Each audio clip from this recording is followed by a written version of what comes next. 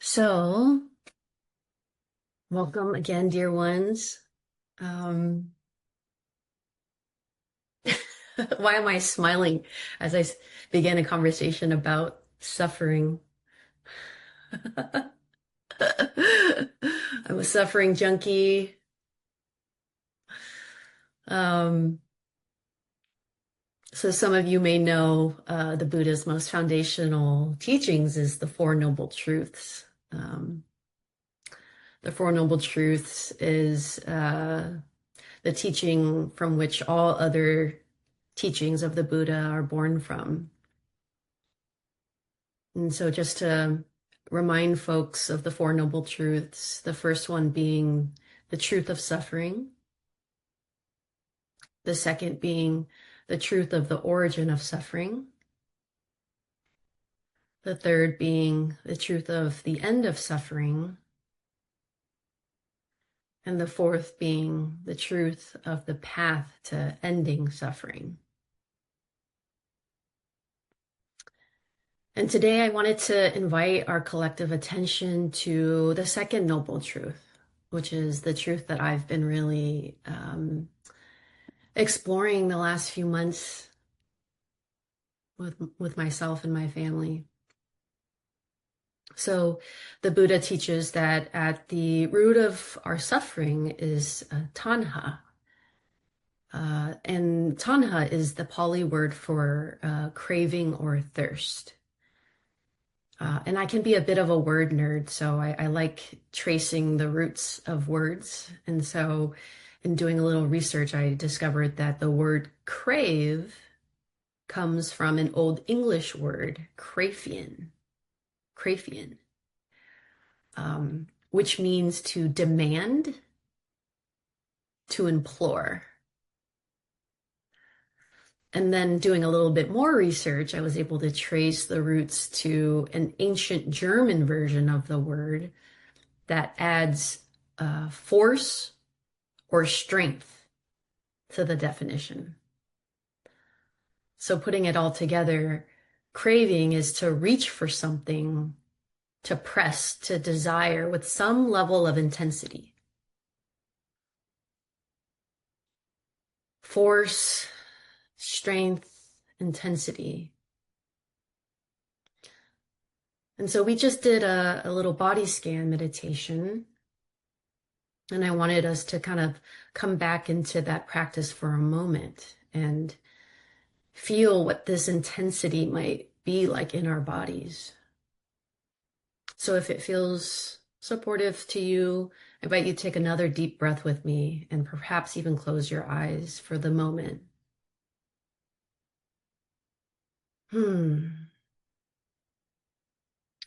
So I invite you to bring to your mind's eye something you've desired recently, craved recently. And for extra guidance, if on a scale of like 1 to 10, perhaps the desire is like a 6 or less in intensity, just to play with this practice. It doesn't have to be like the 10 intensity level. And for folks who might need some examples, it could be, the craving of being on your phone, or for me, the craving of a delicious cookie, warm chocolate chip cookie, or even the craving for a warm hug from someone you love.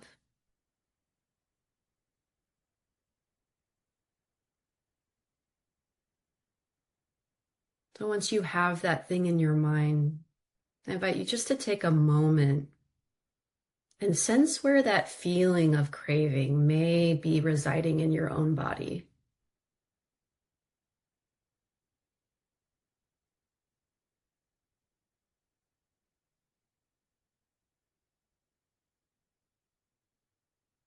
For me, even though a craving can be really intense, the feeling of it can feel like quite subtle. So sometimes I can feel like the slight pressing of the craving in my chest. Or sometimes I can feel the desire for something in my hand, just needing to do. So, what does that craving feel like in your own body? Where is it? What's the texture of it?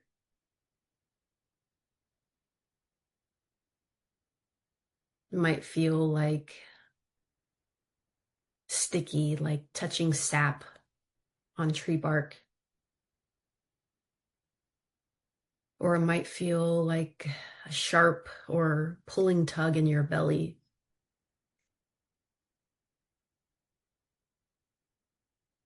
Or maybe even an emptiness in your chest. Just take a moment, sensing, craving in the body. What does that feel like?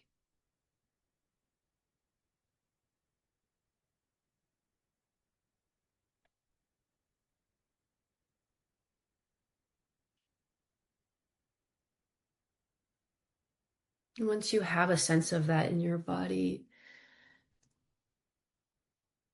we can come back together here.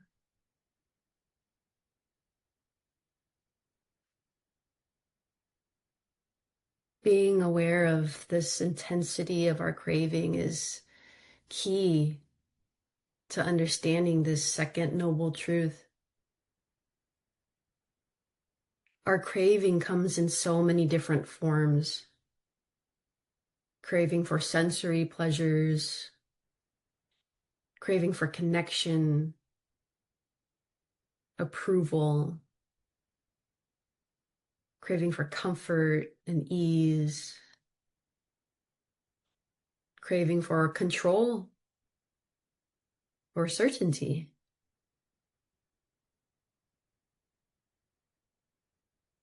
We can even crave for identity or solidity, or crave for non-existence or escape.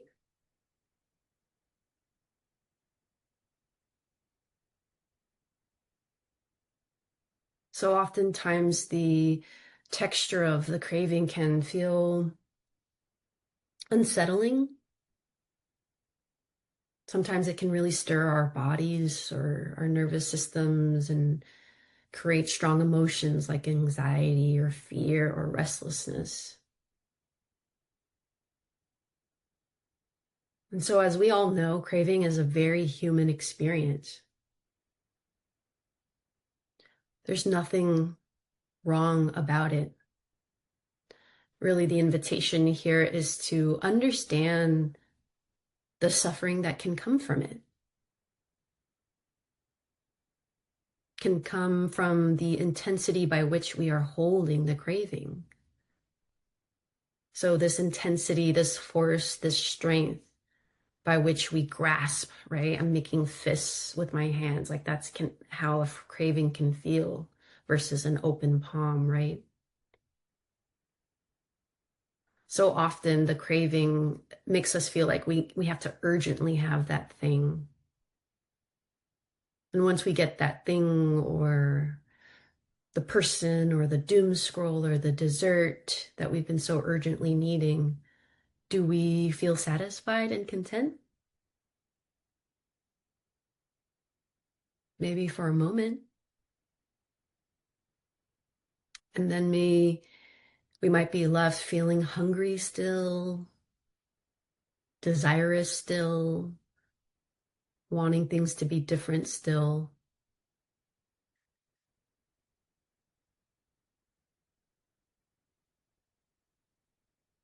So what if we're not craving with urgency and force? What's possible? If we're not craving, then what's present? Maybe it's a letting go, letting ourselves feel satiated, feeling content, feeling surrender.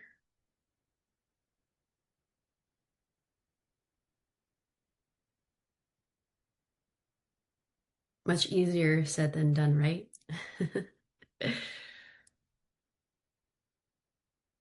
So I'm going to invite us into a moment of practice again to feel what letting go is like in our bodies. So take a moment again, taking another deep breath, and perhaps closing your eyes.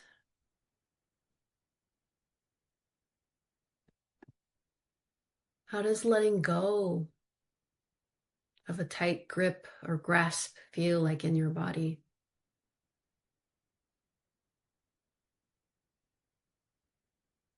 You might notice that your body takes a different shape as you feel what letting go is like versus craving.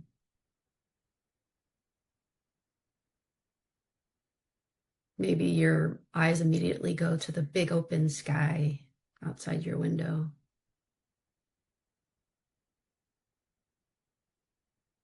Maybe it feels gentle, like a breeze flowing through a wide open meadow.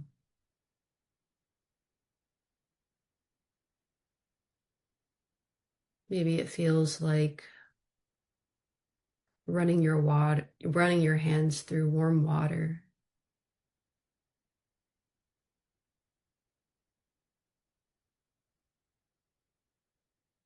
Maybe bringing to mind just something that you've let go of recently, something like setting down the cookie for tomorrow instead of today.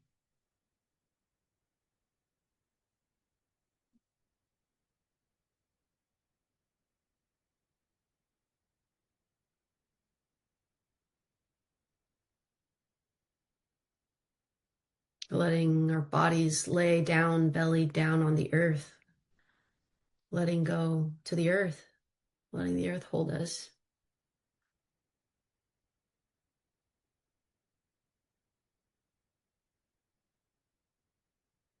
So can you sense that difference in the feeling of letting go?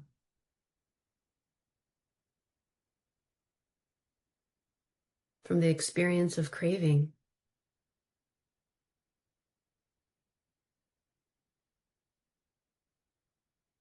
After you've felt a glimpse of this letting go in your body, I invite you to come back together here. And I have a story to share about this exploration myself. I had a profound moment of understanding this contrast recently. Some of you know, earlier this year, my 79-year-old mother, found a lump in her right breast.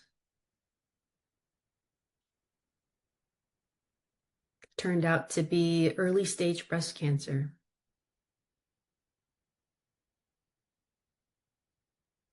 It was hard to believe at first. Again, some of you know that our family had just spent nearly 2 years supporting mom through a major stroke recovery. She had been doing so much better. And so finding this little lump in her breast felt really crushing. Yeah, it was really crushing for several days. I was sitting in this stretch of time where I just felt really defeated. Like, oh my gosh. It's like whiplash. You were hoping life would kind of move in a particular way, and then, of course, it changes directions on you. And at the peak of this defeat, there was this moment where I was just really feeling into my body and mind and just so much suffering from it. Just like tightness in my shoulders and neck, and my breath felt really constricted in my chest. My diaphragm gets stuck when I'm not breathing. And I can tend to feel a lot of pressure in my forehead and my eyes, and thoughts and emotions flooding the system for several days. Fear, exhaustion, grief, some despair, some anger too. Like, oh gosh, we just turned the page from this chapter of her stroke. Another chapter about breast cancer.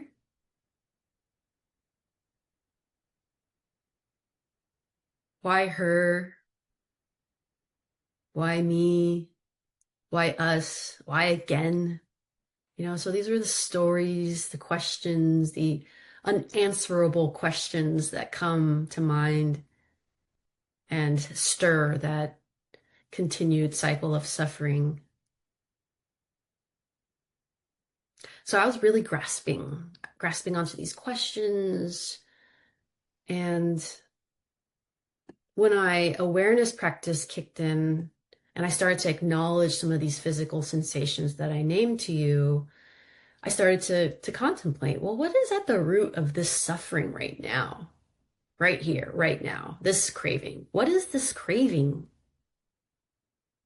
I'm used to like craving cookies. I know I keep bringing cookies into this, but I'm used to that's the craving I know, right? That explicit craving. But what's the craving here in this suffering around my mom?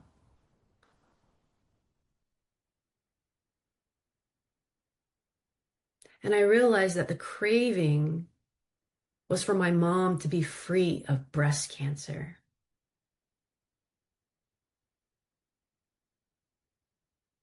This craving for her to be well, for her body to be well. Feeling tender as I share this. And acknowledging that felt so profound for me. That even in this noble desire for my mom to be healthy and well, that there is a craving that's present here. And what would it be like for me to be free from this craving? To let go and to accept my mom at this exact moment, to accept that there's cancer in her body and that it is okay that it exists. What would it be like to not desire for this moment with my mom to be different from what it is?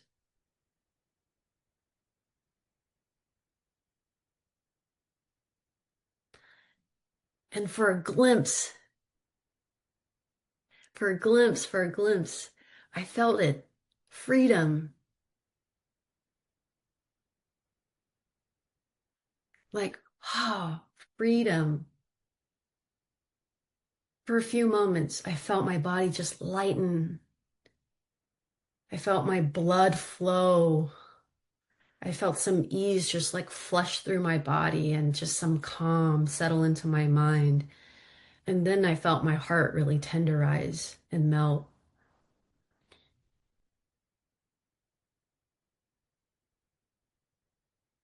Glimpses, right? That's not how I felt for days or weeks. They were just glimpses. And so this moment for me, now speaking to the next third and fourth noble truths, wow, freedom is possible, even if they're just glimpses.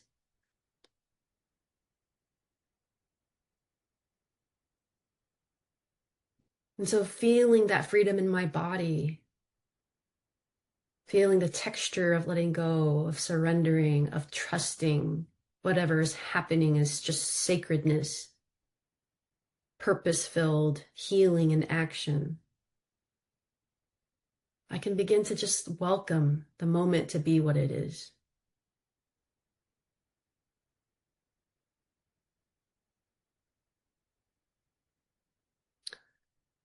So I wanted to close the talk here with a quote by Maya Angelou.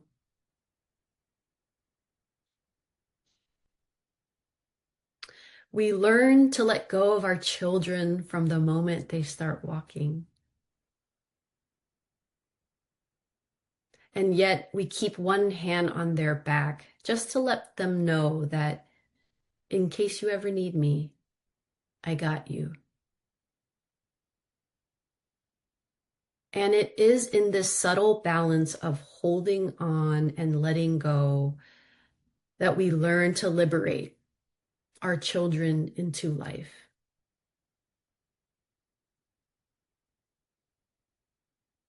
Such wisdom. I know my mom really didn't let me go after I started walking.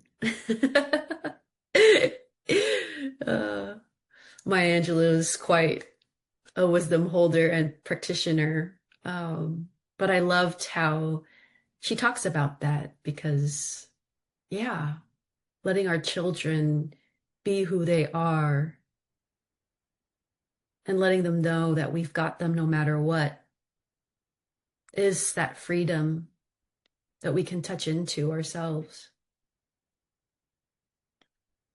And so this reflection by Maya Angelou, I feel, is that letting go is never about abandonment or complete renunciation. It's about holding ourselves and each other and our experience with love and trust as life unfolds.